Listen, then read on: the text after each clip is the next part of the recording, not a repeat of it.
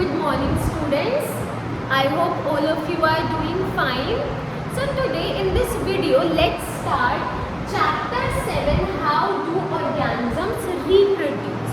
Before knowing how do they do it, we should know why they do it. What do you think?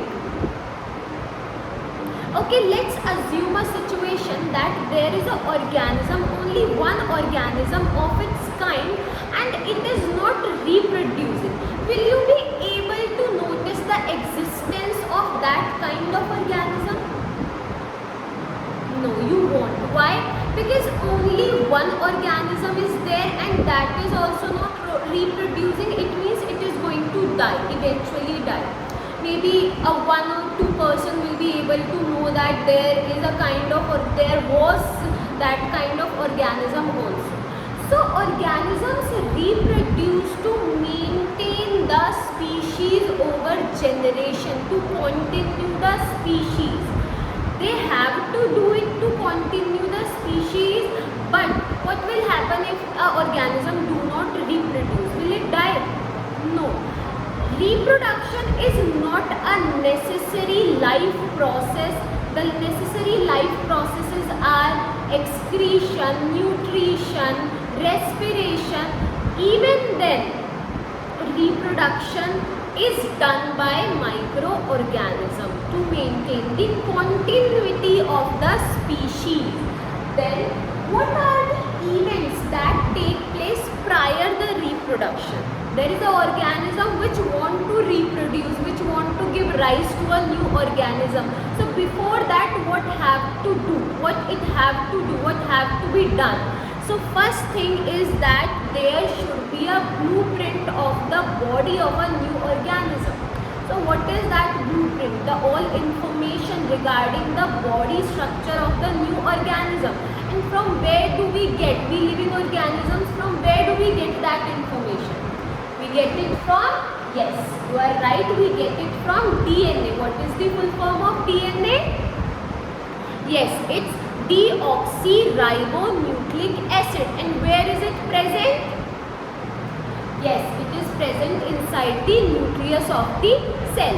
So before doing the reproduction, an organism have to get or prepare a blueprint ready for the body structure of the younger one or the new one.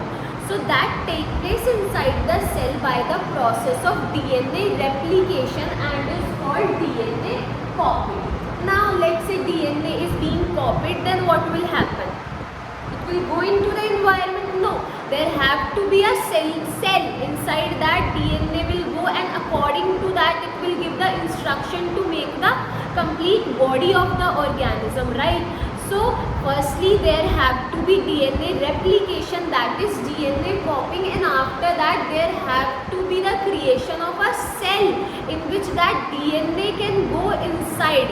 It means then creation of an additional cellular apparatus take place. Is this clear? Now what do you think? Or we are produced by our parents. We have the DNA copied from them only, but still we don't look exactly similar to them.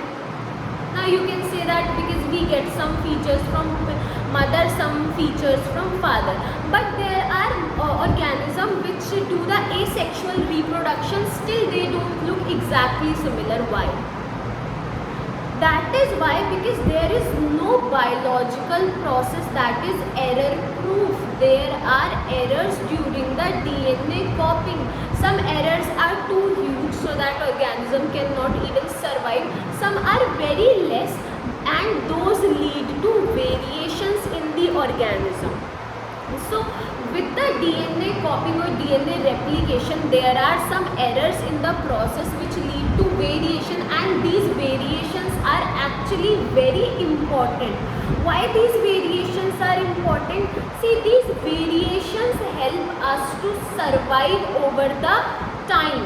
These variations help a species to continue from one generation to another generation, even if there is a drastic change in the environment or the climate. Let's understand it with the help of an example.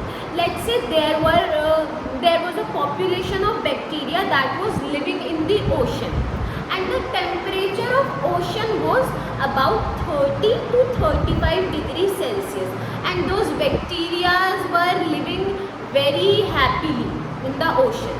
What happened over time? The temperature of the ocean became 50 degrees Celsius.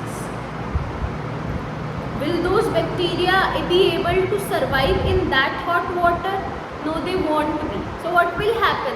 All the population of bacteria will die and they will vanish out from the ocean.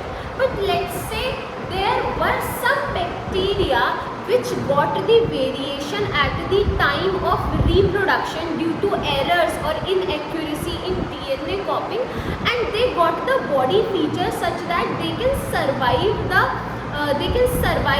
in the temperature even up to 55 degrees Celsius. So will they be able to survive in the water having 50 degrees Celsius of temperature? Yes, they will be. Then what will happen? Let's say all the population die except few members which were having the variation in the body. What will happen? They will again further reproduce within themselves, and what will happen? There will be a emerge of the generation or the population which will be able to tolerate that temperature. So this is how variation helps the species over time. Is this clear? Okay. Now again, what is reproduction? So reproduction, as we already know that reproduction is basically a process in which organisms reproduce younger, new ones, similar organism. What does it mean? It means a human is going to give birth to a human only, right? A bacteria is going to divide to form bacteria only, not protozoa or not human. A dog is going to give a birth to dogs only, right?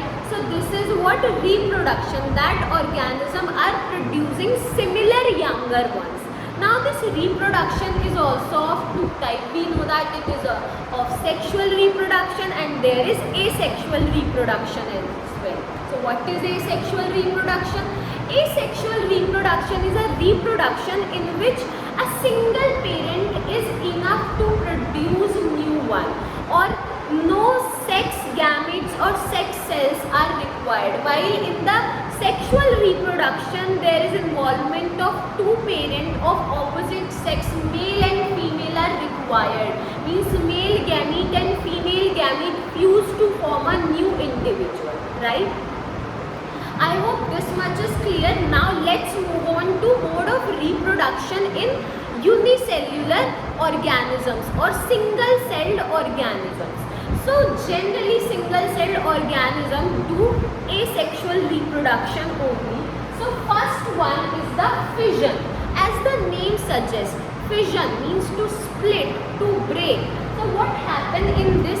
A single cell just break into many parts or fragments, or it divide properly to make new individual. So there can be the chances that this single cell divide into two parts, and that type of fission will be called binary fission. While if a single cell divide into multiple parts, that will be called multiple fission. So the example of organism in which multiple fission take place to reproduce new one is Plasmodium. Plasmodium is basically a protozoa and it causes what? It causes malaria. It's parasite of malaria. Now, in the binary fission, see, there can be the chances that in the binary fission, the cell divide at any plane, and this happen in amoeba. This is the amoeba's body. This is parent amoeba. It just divide at any plane to form daughter amoeba cell, right? While there can be the chance that the cell only divide at definite plane or definite orientation.